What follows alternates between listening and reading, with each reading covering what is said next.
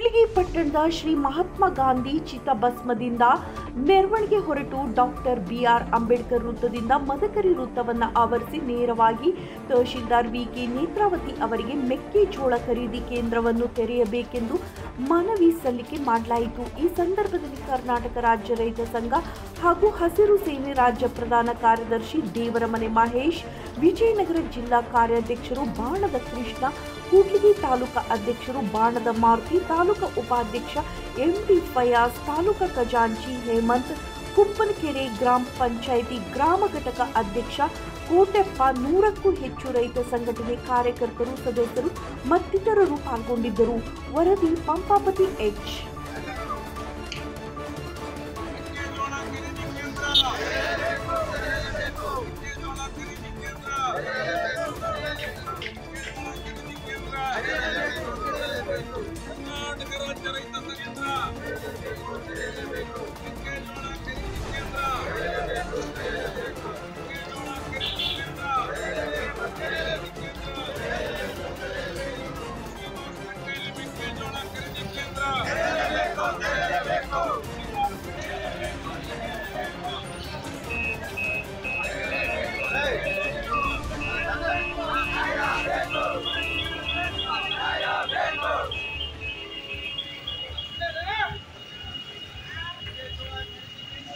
ಎಲ್ಲ ರೈತ ಬಂಧುಗಳೇ, ನಾವು ಈಗಾಗಲೇ ಕೂಡ್ಲಿಗಿ ತಾಲೂಕಿನಲ್ಲಿ ವಿಜಯನಗರ, ಚಿತ್ರದುರ್ಗ, ದಾವಣಗೆರೆ, ಕೊಪ್ಪಳ, ಬಳ್ಳಾರಿ ಈ ಭಾಗದಲ್ಲಿ ಅತಿ ಹೆಚ್ಚು ಮೆಕ್ಕೆಜೋಳ ಬೆಳೆದಿದ್ದರಿಂದ ರಾಜ್ಯದ ಕೃಷಿ ಮಾರುಕಟ್ಟೆಯಲ್ಲಿ ಬೇಕಾಬಿಟ್ಟಿಯಾಗಿ ಖರೀದಿದಾರರು ಮೆಕ್ಕೆಜೋಳವನ್ನು ಖರೀದಿ ಮಾಡ್ತಾ ಇದ್ರು. 1700ಕ್ಕೆ ಕ್ವಿಂಟಾಲ್ ರೀತಿ ಖರೀದಿ ಮಾಡ್ತಿದ್ರು, 1800ಗೆ ಖರೀದಿ ಮಾಡ್ತಿದ್ರು. ಆದರೆ ನಮಗೆ ಬಿಜೆಪಿ ಸರ್ಕಾರ ಈ ರೈತರನ್ನ ದಿಕ್ಕು ತಪ್ಪತಕ್ಕಂತ ಕೆಲಸ ಮಾಡ್ತಾ ಇದೆ. ಯಾಕಂದ್ರೆ ಇಡೀ ದೇಶದಲ್ಲಿ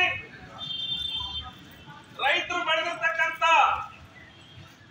ಬೆಳೆಗಳು ಜೋಳ ಆಗಿರ್ಬೋದು, ತೊಗರಿ ಆಗಿರ್ಬೋದು, ಭತ್ತ ಆಗಿರ್ಬೋದು, ಮೆಕ್ಕೆಜೋಳ ಆಗಿರ್ಬೋದು, ಕಪ್ಪಾಗಿರ್ಬೋದು, ಹೆಸರಾಗಿರ್ಬೋದು, ಉದ್ದಾಗಿರ್ಬೋದು, ಇದಕ್ಕೆ ಪ್ರತಿ ವರ್ಷ ಒಂದು ಕನಿಷ್ಠ ಬೆಂಬಲ ಬೆಲೆ ಅದನ್ನ ನಿಗದಿಪಡಿಸೋದು ಕೇಂದ್ರ ಸರ್ಕಾರ. ಒಂದು ವೇಳೆ ಅಲ್ಲಿ ಕೃಷಿ ಆಯೋಗ ಇರುತ್ತೆ, ಅದಕ್ಕೊಬ್ಬ ಮಿನಿಸ್ಟರ್ ಇರ್ತಾರೆ, ಅವರು ಇದನ್ನ ಬೆಲೆ ನಿಗದಿಪಡಿಸ್ತಾರೆ. ಒಂದು ವೇಳೆ ಅವರು ಹೇಳ್ತಾರೆ ಬಿಜೆಪಿಯವರು, ಅವ್ರದ್ದು ಬಾವುಟ ಕೇಸರಿ ಬಾವುಟ, ಕಮಲ, ಅವರ ಕೇಸರಿ ಹಾಕೊಂಡು ಹೋರಾಟ ಮಾಡಬೇಕು, ಹಸಿರು ಶಾಲೆ ಹಾಕೊಂಡಲ್ಲ. ಅವರು ಇಲ್ಲಿ ಆರ್ಸಿ ಹೋಗಿರ್ತಕ್ಕಂಥ ಸಂಸದರು, ನಾವು ಕಾಂಗ್ರೆಸ್ ಆಗಿರ್ಲಿ ಬಿಜೆಪಿ ಆಗಿರ್ಲಿ, ನೀವು ಕನಿಷ್ಠ ಬೆಂಬಲ ಬೆಲೆ ಏನು ಕೇಂದ್ರ ಸರ್ಕಾರ ಘೋಷಣೆ ಮಾಡಿದೆ ಅದಕ್ಕೆ ಕಾಯ್ದೆ ಯಾಕೆ ಮಾಡ್ತಾ ಇಲ್ಲ? ಅದಕ್ಕೆ ಹೋರಾಟ ಮಾಡ್ರಿ.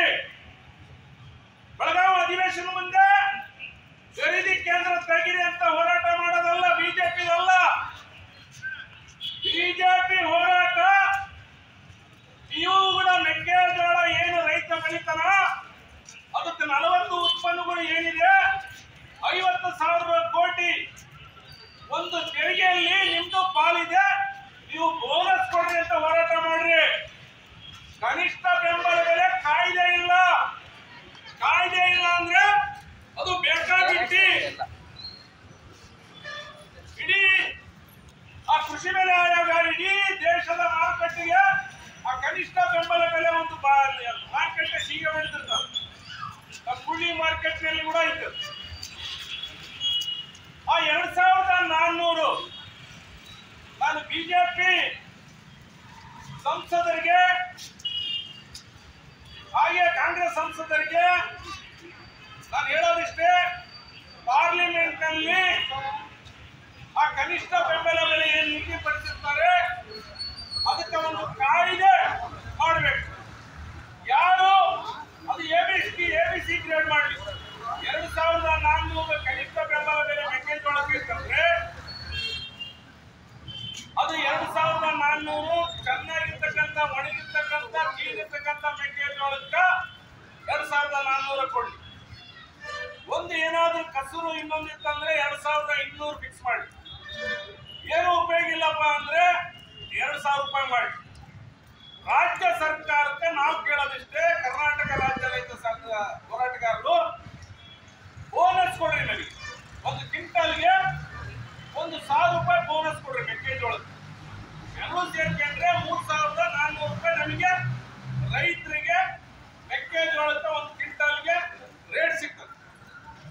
ಅದಕ್ಕೆ ಕೇಂದ್ರ ಸರ್ಕಾರಕ್ಕೆ ಇಲ್ಲಿರ್ತಕ್ಕಂಥ ಸಂಸದರು ಪಾರ್ಲಿಮೆಂಟ್ ಅಲ್ಲಿ ಯಾರು ಕನಿಷ್ಠ ಬೆಂಬಲ ಬೆಲೆಗಿಂತ ಕಡಿಮೆ ಖರೀದಿ ಮಾಡ್ತಾರೋ ಖರೀದಾರೋ ಅವ್ರದ್ದು ಲೈಸೆನ್ಸ್ ರದ್ದುಪಡಿಸಬೇಕು. ಹಾಗೇನೆ ಅವ್ರು ಏನಾದ್ರೂ ಕಡಿಮೆ ಬೆಲೆ ತಗೊಂಡ್ರೆ 1 ವರ್ಷ ಜೈಲು ಶಿಕ್ಷೆ ಅಂತ ಮಾಡಬೇಕು. ಅವ್ರು 50 ರೂಪಾಯಿ ಕಮ್ಮಿ ತಗೊಂಡ್ರೆ 2400ಕ್ಕೆ ಅದು 10% ದಂಡ ಹಾಕಿ ಆ ರೈತರ ಅಕೌಂಟ್ಗೆ ಕೊಡಬೇಕಂತ ನಾವೇನು ಹೇಳ್ತೀವಿ. ಮಾಧ್ಯಮದ ಮುಖಾಂತರ ಮಾಧ್ಯಮದಲ್ಲಿ ಬಂದಿರ್ತಕ್ಕಂಥದ್ದನ್ನ ನೀವು ಸ್ವಲ್ಪ ಓದ್ರಿ. ಬರೀ ಕುರ್ಚಿಗಾಗಿ ಕಾಲ ಕಳಿಬೇಡ್ರಿ, ಅಧಿಕಾರಕ್ಕಾಗಿ ಕಾಲ ಕಳಿಬೇಡ್ರಿ. ನಾವು ರೈತರ ಬಗ್ಗೆ ಪಾರ್ಲಿಮೆಂಟ್ ನಲ್ಲಿ ಕನಿಷ್ಠ ಬೆಂಬಲ ಬೆಲೆ, ರೈತರ ಕನಿಷ್ಠ ಬೆಂಬಲ ಬೆಲೆಗೆ ಕಾಯ್ದೆ ಮಾಡ್ರಿ ಅಂತ ನಾವು ಒತ್ತಾಯ ಮಾಡ್ತೀವಿ ಇಡೀ ನಮ್ಮ ರಾಜ್ಯದ ಸಂಸದರಿಗೆ. ಇದನ್ನ ನಾವು ಮಾಧ್ಯಮದ ಮುಖಾಂತರ ರೈತರ ಒತ್ತಾಯ. ಹಾಗೇನೆ ಖರೀದಿ ಕೇಂದ್ರ ತೆಗೀರಂತ ಬಿಜೆಪಿ ಕೇಳೋ ಅವಶ್ಯಕತೆ ಇಲ್ಲ. ನಾವು ಬೆಳಗಾವಿ ಅಧಿವೇಶನದಲ್ಲಿ ಮೊನ್ನೆ ನಾವು ಹೋರಾಟ ಮಾಡಿದಾಗ ಚೆಲುವರಾಯಸ್ವಾಮಿ ಅವರು ಏನ್ ಹೇಳಿದ್ರು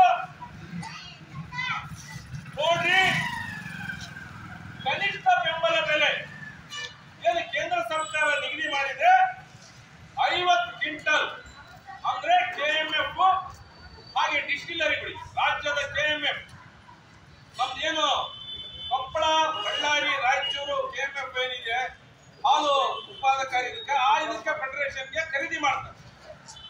ನಾವು ರಾಜ್ಯಾದ್ಯಂತ ಲಕ್ಷ ಕೋಟಿ ನಮಗೆ ಖರ್ಚಾಗುತ್ತೆ. ದಯವಿಟ್ಟು ಸರ್ಕಾರದಲ್ಲಿ ಅಷ್ಟೊಂದು ದುಡ್ಡಿಲ್ಲ. ನೀವು ಕೇಂದ್ರ ಸರ್ಕಾರನ ಯಾಕೆ ಒತ್ತಾಯ ಮಾಡಬಾರ್ದು ಇನ್ನೂ ಒಂದು 100 ಕ್ವಿಂಟಲ್ಗೆ ಅಂತ ನಮ್ಮನ್ನ ಪ್ರಶ್ನೆ ಮಾಡಿ.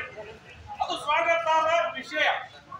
ಯಾಕಂದ್ರೆ ಮಾನ್ಯ ರಾಜ್ಯಾಧ್ಯಕ್ಷರಾಗಿರ್ತಕ್ಕಂಥ ವಿಜಯೇಂದ್ರ, ಇಲ್ಲಿರ್ತಕ್ಕಂಥ ಬಿಜೆಪಿ ಸಂಸದರು, ಕಾಂಗ್ರೆಸ್ ಸಂಸದರು, ಕೇಂದ್ರ ಸರ್ಕಾರ ಕೂಡ ನಾವು ರೈತರು ಬೆಳೆದಂತ ಮೆಕ್ಕೆಜೋಳನ ತೆರಿಗೆ ಕೇಂದ್ರ ಸರ್ಕಾರಕ್ಕೆ ಹೋಗುತ್ತೆ. ಹೀಗಾಗಿ ಕೇಂದ್ರ ಸರ್ಕಾರ ಕೂಡ ಸಹ ಅನುದಾನ ತ್ವರಿತವಾಗಿ ಬಿಡುಗಡೆ ಮಾಡಿ 150 ಕ್ವಿಂಟಲ್ ತೆಗೆಯುವಂತ ಒಂದು ಆದೇಶವನ್ನು ಪಾರ್ಲಿಮೆಂಟ್ ನಲ್ಲಿ ಇಮಿಡಿಯೇಟ್ಲಿ ಪಾಸ್ ಮಾಡಬೇಕಂತ ನಾವು ಮಾಧ್ಯಮದ ಮುಖಾಂತರ ಒತ್ತಾಯ ಮಾಡ್ತೀವಿ. ಹಾಗೇನೆ ಮೊನ್ನೆ ನಾವು ಏನು ಮನವಿ ಕೊಟ್ಟಿವಿ ಕೇಂದ್ರ ಸರ್ಕಾರಕ್ಕೆ, ಕೂಡ್ಲಿಗಿಯಲ್ಲಿ ಇಡೀ ರಾಜ್ಯಾದ್ಯಂತ ಮೆಕ್ಕೆಜೋಳದ ಪ್ರತಿಭಟನೆ ಆಯಿತು. ಹಾಗೇನೆ ಹಾವೇರಿಯಲ್ಲಿ ಬಹಳಷ್ಟು ರೈತರು ಪ್ರತಿಭಟನೆ ಮಾಡಿದ್ರು. ರಾಜ್ಯ ಸರ್ಕಾರ 50 ಕ್ವಿಂಟಲ್ ಖರೀದಿ ಮಾಡ್ತೀವಿ ಕೆಎಂಎಫ್ಗೆ, ಆಮೇಲೆ ಡಿಸ್ಟಿಲರಿಗೆ ನಾವು ಕೇಳ್ಕೊಂಡಿವಿ ಖರೀದಿ ಮಾಡ್ತೀವಿ ಅಂತ ಹೇಳಿದ್ದಾರೆ. ನಾವು ಕೂಡ್ಲಿಗಿ ತಾಲೂಕು ಆಡಳಿತಕ್ಕೆ, ಮಾನ್ಯ ತಹಸೀಲ್ದಾರಿಗೆ, ಜಿಲ್ಲಾಧಿಕಾರಿಗಳಿಗೆ ನಾವು ಕೇಳೋದಿಷ್ಟೇ, ತಾವು 50 ಕ್ವಿಂಟಲ್ ಏನು ಮಾನ್ಯ ಮುಖ್ಯಮಂತ್ರಿಗಳು ಹೇಳಿದ್ರೆ, ರಾಜ್ಯ ಸರ್ಕಾರ ಏನಿದೆ ನಮ್ಮಲ್ಲಿ ಮೆಕ್ಕೆಜೋಳ ಐತಿ ರೈತರ ಕೂಡ್ಲಿಗಿ ತಾಲೂಕಿನಲ್ಲಿ, ಆ ಮೆಕ್ಕೆಜೋಳನ 50 ಕ್ವಿಂಟಲ್ ತಗೊಳ್ಳಿಕ್ಕೆ ನನ್ನ ದಂಡಾಧಿಕಾರಿಗಳು ನಮ್ಮ ಕೂಡ್ಲಿಗಿ ಕೃಷಿ ಮಾರುಕಟ್ಟೆಯಲ್ಲಿ ತೆರಬೇಕು ಖರೀದಿ ಕೇಂದ್ರ. ಇದುವರೆಗೂ ಯಾವುದೇ ಒಂದು ಮಾಹಿತಿಯನ್ನು ನೀವು ನೀಡ್ತಾ ಇಲ್ಲ. ನನ್ನ ತಹಸೀಲ್ದಾರರು ಮೆಕ್ಕೆಜೋಳ ತಾಲೂಕು ಆಫೀಸ್ ಸಿಗ್ತಾರಲ್ಲ, ಕೃಷಿ ಮಾರುಕಟ್ಟೆ ಇರ್ತಾರಲ್ಲ, ಜಿಲ್ಲಾಧಿಕಾರಿ ಆಫೀಸ್ ಸಿಗ್ತಾರಲ್ಲ, ನಾವು ಬಂದು ಇಲ್ಲಿ ಉತ್ತರ ಕೊಡ್ಬೇಕಂತ ನಾವು ರೈತರೆಲ್ಲ ಹೊರಗಡೆ ಇದ್ದೀವಿ.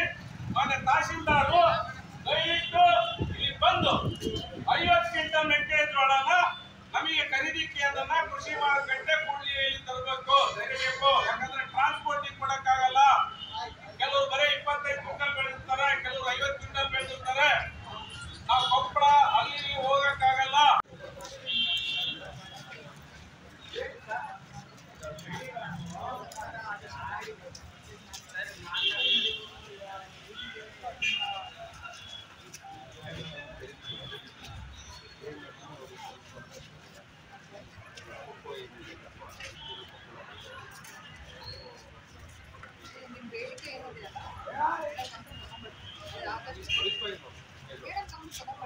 ತಾಲೂಕು ಮಟ್ಟದಲ್ಲಿ ಖರೀದಿ ಕೇಂದ್ರ